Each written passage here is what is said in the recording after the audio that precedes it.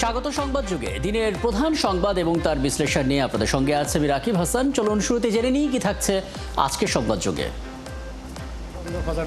বানভাঙি গেছে, সব হানি দিকে আসি গেছে, আসি সব ডুবে গেলে আজকে অন্য ডুবে হানি চলে তাকুতা যা আছে এখানে শরীরের মুই গোসাই আর কিছু কাপা চলো তো বাচ্চাতে এবার গোসাই এখানে লই চলিয়ে আসি। আমাদের এই মুহূর্তে দুটো টিম কাজ করছে।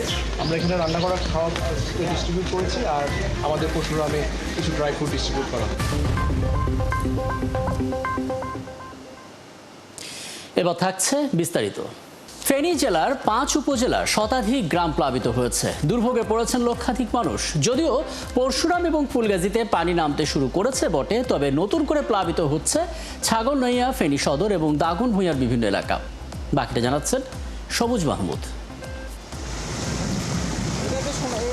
সীমান্তবর্তী পরশুরাম ও ফুলগাজী উপজেলার বাঁধ ভাঙার পর মঙ্গলবার থেকে পানি ঢুকতে শুরু করে লোকালয়ে।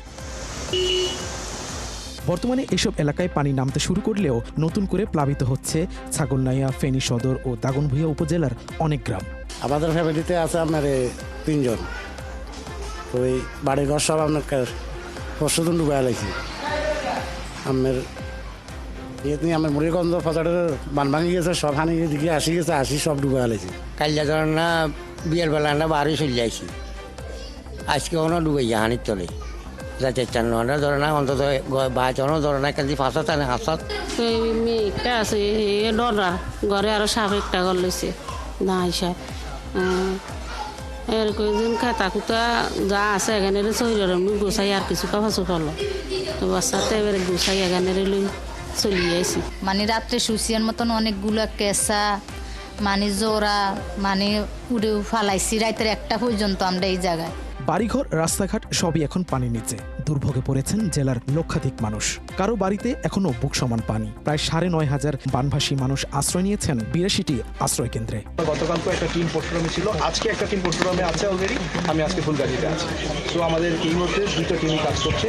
আমরা এখানে রান্না করা খাওয়া ডিস্ট্রিবিউট করেছি, আর আমাদের পশুরামে কিছু ড্রাই ফ্রুট ডিস্ট্রিবিউট করা। রাজনৈতিক নেতৃত্ব ও প্রশাসনের পক্ষ থেকে ত্রাণ সহায়তা কার্যক্রম চললেও দুর্ভোগ কমছে না বানভাসী মানুষের। মুহুরী, কহুয়া ও সেলোনিয়া নদীর বন্যা নিয়ন্ত্রণ বাঁধের 21টি স্থানে ভাঙন, সেই সাথে ভারী বর্ষণ এবং ভারতের উজান থেকে নেমে আসা পাহাড়ি ঢলে তলিয়েছে ফেনী জেলার 5টি উপজেলা। তবে আসার কথা হচ্ছে আজ বৃষ্টি হয়নি, সেই সাথে পানিও কিছুটা কমতে শুরু করেছে। সবুজ মাহমুদ, 71, ফেনী। 82টি আশ্রয় কেন্দ্রে ঠাঁই নিয়েছেন প্রায় 9,500 বানভাসী। লক্ষাধিক মানুষ চরম দুর্ভোগে, বাড়িঘর, রাস্তাঘাট সবই এখন পানির নিচে। পরশুরাম, ফুলগাজীর পানি সামান্য কমতেই নতুন করে ডুবলো ছাগলনাইয়া, ফেনী সদর এবং দাগনভূঞা, এই সমস্ত উপজেলার কয়েকটা গ্রাম। এবং দর্শক, যে তথ্যগুলো আপনাদেরকে জানাচ্ছিলাম সেখান থেকে কিন্তু বোঝাই যাচ্ছে পানির সাথে ফেনীর যুদ্ধটা আসলে কেমন চলছে। আমাদের সঙ্গে ঠিক এই মুহূর্তে আছেন আবহাওয়া অধিদপ্তরের উপপরিচালক মোহাম্মদ আব্দুর রহমান খান এবং আছেন, যার প্রতিবেদন আমরা দেখলাম, সহকর্মী সবুজ মাহমুদ। আপনার দুজনকে স্বাগত জানাচ্ছি এবং জনাব আব্দুর রহমান খান, আপনার কাছে আসবো। তার আগে আবার সহকর্মীর অভিজ্ঞতাটা একটু জেনে আসি, কারণ দিনভর তিনি কভার করেছেন, তার কাছ থেকে আমরা লাইভ আপডেট পেয়েছি। সবুজ মাহমুদ, একটু বলবেন আসলে মানে একদিকে পানি কমছে, অন্যদিকে নতুন করে প্লাবিত হচ্ছে, ভাঙনের গল্প আমরা কেবল শুনছি এবং মানুষের দুর্ভোগের কোনো শেষ নেই। আপনার দেখা সকাল থেকে যে অভিজ্ঞতা সেটা আমাকে জানাবেন, এবং এখন পর্যন্ত আসলে আশ্রয় কেন্দ্র খবরটা কি, ত্রাণগুলো ঠিকমতো পৌঁছচ্ছে কিনা। জি।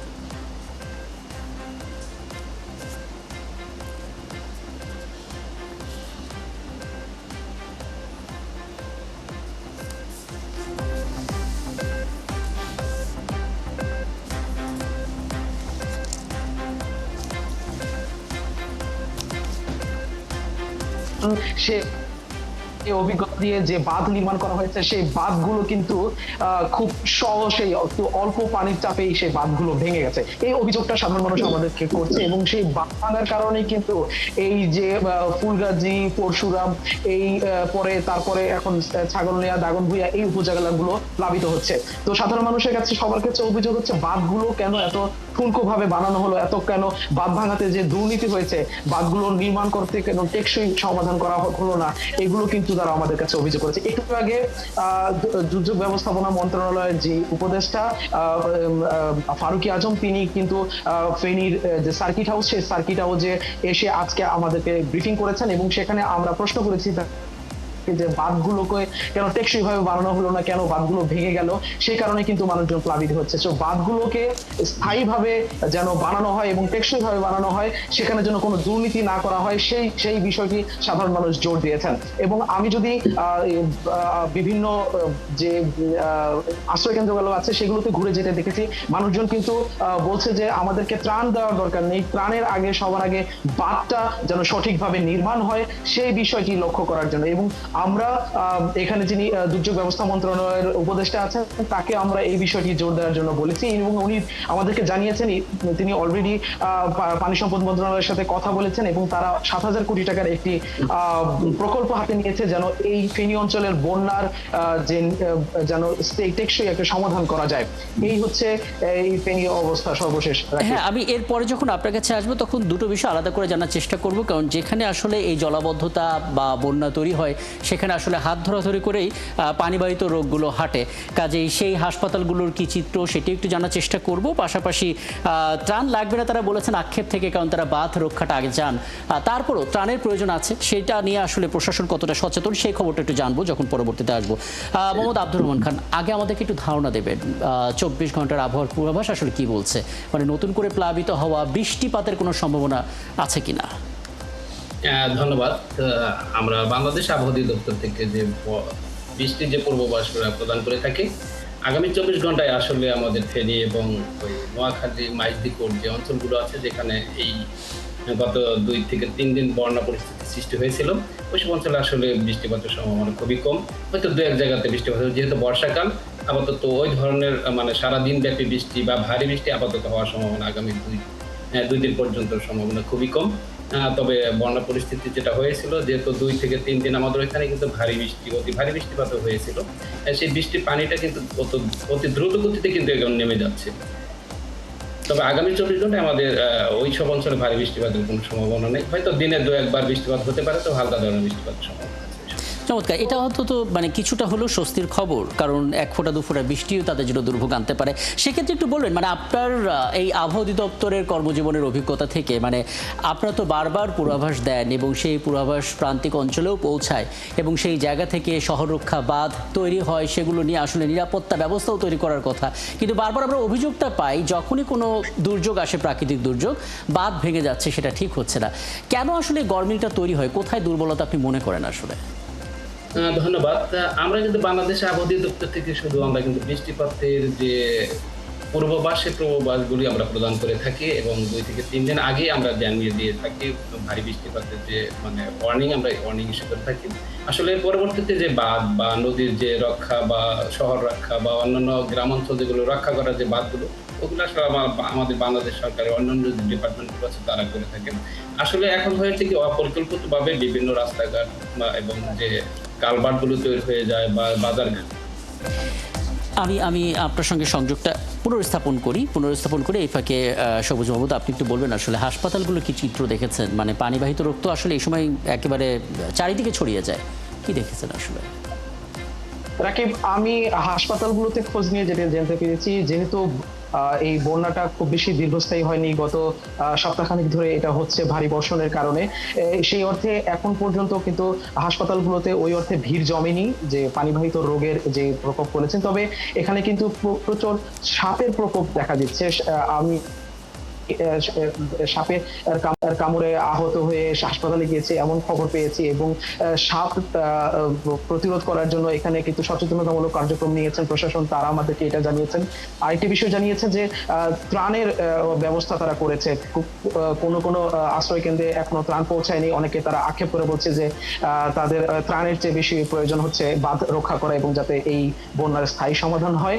এবং আরো একটি বিষয় বলেছে, ভারত থেকে যে উজান থেকে যে পানিটা নেমে আসে সেই পানিটি আসলে আন্তর্জাতিক আইন অনুযায়ী আসলে হচ্ছে কিনা সেই বিষয়টি বর্তমান সরকারকে খতিয়ে দেখার জন্য, যাতে করে আমরা আসলে ন্যায্যভাবে এই পানিটি আমাদের কাছে আসছে কিনা, এটাতে আমরা কোনোভাবে প্রতারিত হচ্ছে কিনা বা আমাদের উপর কোনো বাড়তি চাপ তৈরি করছে কিনা সেই বিষয়টিও খতিয়ে রাখার জন্য সাধারণ মানুষ আমাদেরকে জানিয়েছে। তবে এখানে পানিবাহিত রোগের যে একটু সাপের আতঙ্ক এবং তারা পানি হঠাৎ করে যেহেতু ঢুকে পড়েছে, অনেকে তাদের গবাদি পশু এবং বাড়ির যে জরুরি জিনিসপত্রগুলো আছে সেগুলো তারা কিন্তু সরাতে পারে পারেনি, এই আক্ষেপটা আমাদের কাছে করেছে। আচ্ছা, আমি আবারও ফিরবো আপনার কাছে এবং তখন আসলে এই বাঁধ নিয়ে আলাদা করে জানার চেষ্টা করব। এবং মোহাম্মদ আব্দুর রহমান খান, আপনি আসলে বলছিলেন এই বাঁধগুলোর কথা, মানে কোন দুর্বলতাটা আসলে আপনার চোখে পড়ছিল?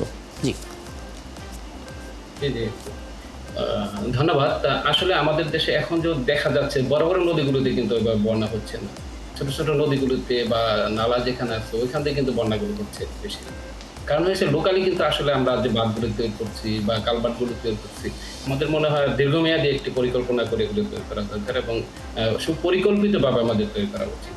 যেমন আগেকার দিনে দেখা যেত যে বড় বড় নদীগুলোতে এই ক্যানেল দিয়ে অথবা ছোট ছোট নদীগুলো দিয়ে পানিগুলো বড় বড় নদীতে যেত এবং তখন কিন্তু বড় বড় নদীগুলোতে বন্যা সৃষ্টি হতো। এখন আসলে অপরিকল্পিত এই বাঁধ এবং অপরিকল্পিত রাস্তার জন্যই মনে হচ্ছে এই ধরনের পরিস্থিতি আমরা লোকালি বেশি পেয়ে যাচ্ছি। আর গত কয়েকদিনে যে বৃষ্টিপাত হয়েছে, আসলে সেই বৃষ্টিপাত কিন্তু আসলে দ্রুত গতিতে কিন্তু এখন নেমে যাচ্ছে পানিতে। কারণ হয়েছে গত বছর যে ফেনীতে যে বন্যা পরিস্থিতি সৃষ্টি হয়েছিল, ওইখানে কিন্তু তার ফেনীর অঞ্চলে যে বৃষ্টিপাত হয়েছিল তার কিন্তু কয়েকদিন আগে থেকে ফেনীর কিন্তু নিচেই, অর্থাৎ দক্ষিণেই কিন্তু আমাদের বঙ্গোপসাগর, খুব অল্প দূরত্বের মধ্যে বঙ্গোপসাগর অবস্থিত। ওইসব অঞ্চলে কিন্তু প্রচুর বৃষ্টিপাত হয়েছিল, ফলে বঙ্গোপসাগরের যে উপকূলীয় অঞ্চলগুলো ওইসব অঞ্চলগুলোতে পানির উচ্চতা বেশি ছিল। বিদায় ফেনী অঞ্চলে এবং ফেনীর যে আপস্ট্রিমে যে বৃষ্টিগুলো হয়েছিল, সেই বৃষ্টিগুলো কিন্তু অত দ্রুত গতিতে নামতে পারে নাই সে পানিগুলো। কিন্তু এবছর কিন্তু পরিস্থিতি তার উল্টো হয়েছে আর কি। এবছর কিন্তু আসলে চট্টগ্রাম সহ এবং নোয়াখালী অঞ্চলের যে উপকূলীয় অঞ্চল আছে ওইসব অঞ্চলে কিন্তু আগে থেকে ভারী বৃষ্টিপাত হয়নি, ফলে নোয়াখালী এবং ফেনী, ফুলগাজী অঞ্চল, এইসব অঞ্চল যে বৃষ্টিপাত হয়েছে গত দুই দিন বা 3 দিনে, সেই বৃষ্টিপাত কিন্তু দ্রুত গতিতে এখন নেমে যাচ্ছে। তবে আমাদেরকে যে রাস্তাঘাটগুলো, সেই রাস্তাঘাটগুলোকে আমাদেরকে সুপরিকল্পিতভাবে তৈরি করতে হবে। তার মানে অনেকগুলো অংশ আছে, মানে বাঁধ তো একটা বটেই, কিন্তু তার সংলগ্ন যে রাস্তাঘাটগুলো আছে সেটাও পরিকল্পনা আওতায় আনা উচিত। তবে এক্ষেত্রে যারা পরিকল্পনা করবেন তাদের আসলে এই দুর্যোগ সংক্রান্ত ধারণাগুলো কেমন, সেটাও তো একটা বড় প্রশ্ন। আমি সেটা নিয়ে আসবো আপনার কাছে। সবুজ, একটু বলবেন মানে আপনার যাদের সাথে কথা হলো, এই বাঁধগুলো আসলে ঠিক মতো সাপোর্ট দিচ্ছে না, নানা দিক থেকে আসলে বাঁধগুলো ভাঙছে, দীর্ঘদিন ধরে বাঁধের দিকে খেয়াল রাখছে না, তখনই খেয়াল রাখে যখন বড় ধরনের একটা প্রাকৃতিক দুর্যোগ হয়। বারবার এই বৃত্তটা কেন তৈরি হচ্ছে, মানে কার কি অভিযোগটা আসলে আপনি জানতে পারলেন? রাকিব, আমি যতটুকু অনুসন্ধান করে জেনেছি যে এই বাঁধ নির্মাণের জন্য অনেক বড় একটি বাজেট হয়। এটি দীর্ঘদিন ধরে এই বাঁধগুলো নির্মাণ করার জন্য অনেক বড় বাজেট হয় এবং সেই বাঁধগুলোতে দুর্নীতির একটি প্রশ্ন থেকে যায় এবং দুর্নীতির অভিযোগ ওঠে। কারণ এই বাঁধ নির্মাণের যে টাকা ব্যয় হয় সেই অনুযায়ী বাঁধগুলো টেকসই হয় না, যার কারণে উজান থেকে নেমে আসা পানির যে ঢল থাকে সেই ঢলে খুব অল্প পানিতেই চাপে এই বাঁধগুলো ভেঙে যায়। আরো একটি বড় কারণ হচ্ছে এই অঞ্চলগুলো প্লাবিত হওয়ার জন্য আরো একটি বড় কারণ, যে রাস্তাঘাটগুলো নির্মাণ করা হয়েছে সেই রাস্তাঘাটগুলো পরিকল্পিতভাবে নির্মাণ হয়নি। যেমনটি বলছিলেন আবহাওয়াবিদ, আমি পরিবেশ বিশেষজ্ঞ এবং জলবায়ু বিশেষজ্ঞ আইনুল নিষেধ স্যারের সাথে কথা বলেছি ফেনীতে আসার আগে। উনি আমাকে যেটা বলেছেন যে এই বাংলাদেশের যে বর্তমানে যে পানিটা আছে, এই পানি কিন্তু গত কয়েক বছর হচ্ছে কম, যার কারণ তবুও কিন্তু বন্যা হচ্ছে। কারণ হচ্ছে যে পানিগুলো নেমে আসছে উজান থেকে, সেই পানিগুলোকে ঠিক মতো নিষ্কাশনের ব্যবস্থা হচ্ছে না, নদীর নাব্যতা কমে গেছে, যার কারণে কিন্তু এই পানিগুলো জমে যাচ্ছে লোকালয়ের মধ্যে, যার কারণে এই বন্যা পরিস্থিতি তৈরি হচ্ছে। এর আগে পূর্বে এর চেয়ে বেশি পানি হয়েছে কিন্তু বন্যা হয়নি, কারণ পানিগুলো ঠিকমতো ড্রেনেজ ব্যবস্থা ভালো ছিল, পয় নিষ্কাশন ঠিকমতো ছিল, যার কারণে নদীর নাব্যতা ছিল এবং এর কারণে কিন্তু পানিগুলো চলে গেছে। তখন কিন্তু আবার এই যে বাঁধের যে প্রশ্নটা সেটা অত বেশি ছিল না, তবুও এই অঞ্চলে তেমন বন্যা দেখা যায় না। কিন্তু এখন অল্প বৃষ্টিতে এবং অল্প পানিতেই এই অঞ্চলগুলো তলিয়ে যাচ্ছে। এটা আসলে টেকসই একটি সমাধান না হওয়া পর্যন্ত এই অঞ্চলের বন্যা কমবে না। তবে আমি এখন সার্কিট হাউসে, ফেনী সার্কিট হাউসে অবস্থান করছি। এখানে কিছুক্ষণ আগে দুর্যোগ ব্যবস্থা মন্ত্রণালয়ের উপদেষ্টা মহোদয় একটি ব্রিফিং করেছেন। এখানে যে জেলা দুর্যোগ ব্যবস্থাপনা কমিটি আছে তাদের একটি মিটিং হয়েছে, মিটিং এর পরে তিনি আমাদেরকে ব্রিফ করেছেন। সেখানে সাংবাদিকের প্রশ্নের উত্তর একটি প্রশ্নই ছিল যে বাঁধগুলো কেন টেকসই ভাবে হচ্ছে না। তিনি আমাদেরকে বলেছেন বাঁধ এই অঞ্চলের মানুষদের পরামর্শ নিয়ে, তাদের সাথে মতামত নিয়ে এই বাঁধে আবার পুনর্নির্মাণ বা সংস্কার করা হবে, তার আগে তিনি বলছেন যে যেহেতু একটি এখন ক্রাইসিস মোমেন্ট চলছে, এই মুহূর্তটা আমরা যেন কাটিয়ে উঠতে পারি সেই বিষয়টা দিকে নজর দেওয়ার জন্য তিনি আমাদেরকে বলছেন যে এক্ষেত্রে ছোট করে এক্ষেত্রে উনি কি কোনো ধারণা দিয়েছে যে এই ক্রাইসিস মোমেন্টটা চলে যাওয়ার পর কবে নাগাদ আসলে শুরু করতে পারেন? কারণ এখন আপনি নিজেই বলছিলেন এবং আমরা প্রতিবেদনে দেখছিলাম যে অসহায় মানুষরা বলছেন আমাদের ত্রাণ দরকার নেই, বাদ ঠিক করেন। কবে থেকে আসলে শুরু হতে পারে, কোনো ধারণা কি দিয়েছেন? রাকিব, আমি আপনাকে একটু আগে জানাচ্ছিলাম, আমরা এই প্রশ্ন করেছি উপদেষ্টা মহোদয়কে, উনি বলেছেন খুব দ্রুতই তারা এই সমস্যাটার সমাধান করবে, তবে এই আপৎকালীন যে সময়টা, এই সময়টা শেষ হলে, তার মানে কোনো নির্দিষ্ট দিনক্ষণ দেননি, এখন যেই সমস্যাটা সেটা মিটলে তারপরে হয়তো তারা শুরু করবেন।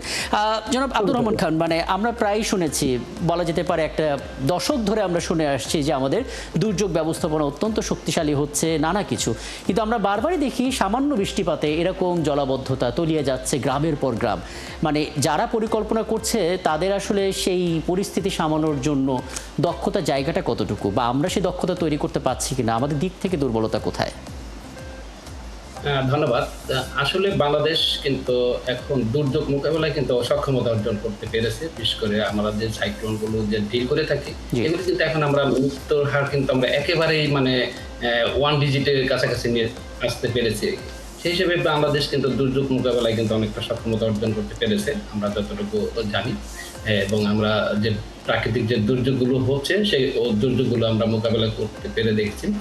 তবে আমাদের যে বন্যা পরিস্থিতি যেটা হচ্ছে, আসলে বন্যা পরিস্থিতি আমাদের যে রাস্তাঘাটগুলোতে করতে হবে বা করতে হবে, কিন্তু আমাদের হিস্টোরিক্যাল যে ওইসব অঞ্চল যে হিস্টোরিক্যাল বন্যা বা হিস্টোরিক্যাল যে রেনফল, এগুলোকে নিয়ে যদি আমাদের বিশেষজ্ঞরা যদি রাস্তাঘাট অথবা বাঁধ তৈরি করতে পারে, তাহলে মনে হয় এই পরিস্থিতিটা কিছুটা আমরা উন্নতির দিকে যেতে পারবো। এখন তবে আমাদেরকে সমন্বিতভাবে এই উদ্যোগটা গ্রহণ করতে হবে, এবং যখন আমরা প্ল্যান করব, যখন আমরা একটা পরিকল্পনা করবো বাঁধ নির্মাণ অথবা কালভার্ট নির্মাণ অথবা রাস্তা নির্মাণ, ওই অঞ্চলগুলোর জন্য কিন্তু আমাদের হিস্টোরিক্যাল আমাদের ডাটা অ্যানালাইসিস করে তারপরে এগুলো তৈরি করা থাকবে। জি, আমরা আলোচনা একেবারে শেষ পর্যায়ে আছি। এই শেষ করার আগে একটা বিষয় একটু জেনে নেব, মানে দুর্যোগকালীন এই সময়টা হয়তো শেষ হয়ে যাবে এবং অতীতের মতো এবারও হয়তো আমরা অনেকেই ভুলে যাব এই পরিস্থিতি, পরে আবার দুর্যোগ আসলে তারপর আবারও নড়ে চড়ে বসবো, এরকমটা আমরা হতে দেখছি।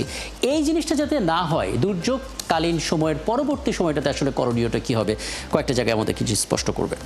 জি ধন্যবাদ। আসলে দুর্যোগের পরবর্তীতে যে আমাদের কিভাবে দুর্যোগ মোকাবেলা করতে হবে, এই ধরনের কিন্তু আমাদের একটা জনগণের ভিতরে একটা সচেতনতা বৃদ্ধি করার যে পরিকল্পনা, সেগুলো আমাদের হাতে দিতে হবে। এবং আমি আগেই যে বলেছি যে আমাদের হিস্টোরিক্যাল ইভেন্টগুলো আমার জানতে হবে এবং কখন কিভাবে হয়। এবং আপনারা জানবেন যে আমাদের দেশে যে বন্যা পরিস্থিতি হয়, আপনারা জানেন দক্ষিণে কিন্তু আমাদের বঙ্গোপসাগর এবং আমাদের উত্তরে এবং পূর্বের দিকে কিন্তু পাহাড়ি অঞ্চল। যখন পাহাড়ি অঞ্চলগুলো আমাদের আপার ক্যাচমেন্ট এবং আপার ট্রান্সবাউন্ডারি যে অঞ্চলগুলো আছে, ওইখান থেকে বৃষ্টিপাত কিন্তু হওয়ার সাথে সাথে কিন্তু আমাদের অঞ্চলগুলো, যেহেতু আমাদের অঞ্চলটা একটা সমতল ভূমি এবং নিচু অঞ্চল, এটাকে বলা হয় কিন্তু আসলে একটা নালার মতো আর কি বলা হয়। চতুর্দিক উত্তরে আমাদের পাহাড়ি অঞ্চল এবং পূর্বে পাহাড়ি অঞ্চল, মাঝখানে আমরা সমতল ভূমি এবং দক্ষিণে আমাদের বঙ্গোপসাগর। সেজন্য কিন্তু দ্রুত গতিতে আমরা বন্যা পরিস্থিতির মধ্যে পড়ে যাই। এই সময় প্রতি বছর আমরা জুলাই, আগস্ট, সেপ্টেম্বর এই সময় কিন্তু আমাদের বন্যা পরিস্থিতি। হ্যাঁ, একটা ধারণা পেলাম। আমি সব শেষ একদম ছোট করে সবুজ মোহাম্মদ আপনার কাছে একটু জানতে চাবো, মানে এই দুর্যোগের পরিস্থিতি সামাল দেওয়ার পরবর্তীতে কি ধরনের ক্ষতি হতে পারে, কোনো ধারণা কি দেওয়া হয়েছে খাদ্য সহ নানা খাতে? এই ক্ষতি কিন্তু অনেক ব্যাপক হবে, হয়তোবা ওইটা আসলে সরকারি ব্যবস্থাপনায় বা সরকারিভাবে সেটা খতিয়ে দেখা হবে কিনা আমরা জানি না। তবে সাধারণ মানুষ কিন্তু তার ঘরের যে মজুত করা চাল ছিল সেটা কিন্তু নিয়ে আসতে পারেনি। এটা কি আসলে ক্ষতির মধ্যে ধরা হবে কিনা? তার যে হাঁস মুরগি ছিল সেগুলো তো সেই ক্ষতির মধ্যে পড়বে। এছাড়া আরো অনেক বড় বড় স্থাপনা বা বিভিন্ন ধরনের রাস্তাঘাট, এগুলো ক্ষতি হয়েছে, এইগুলো এই ক্ষতির মধ্যে পড়বে।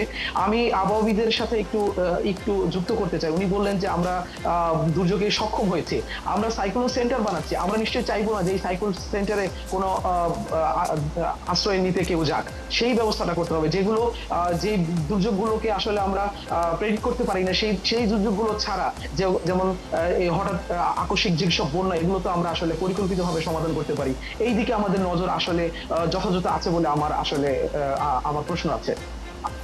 অনেক ধন্যবাদ। আসলে বেশ কিছু বিষয়, দুর্ভোগের কারণ, সমাধান, প্রতিকার এবং কোন কোন বিষয়গুলো মনোযোগ দেওয়া উচিত সবটা একবারে আলাপে উঠে এলো। আপনাদের ধন্যবাদ। আমাদের সঙ্গে ছিলেন এতক্ষণ আবহাওয়া অধিদপ্তরের উপপরিচালক মোহাম্মদ আব্দুর রহমান খান এবং যার প্রতিবেদন আমরা আসলে সকাল থেকে দেখছিলাম, সবুজ মাহমুদ, যিনি আসলে বন্যা দুর্গত এলাকায় আছেন ফেনীতে, তিনি আমাদের সঙ্গে যুক্ত ছিলেন। এবং এই ছিল আজকের সংবাদযোগে। আগামীকাল ঠিক রাত 10টায় আবারও দেখা হবে নতুন কোনো বিষয় এবং তার বিশ্লেষণ নিয়ে। ৭১-এর সাথে থাকুন।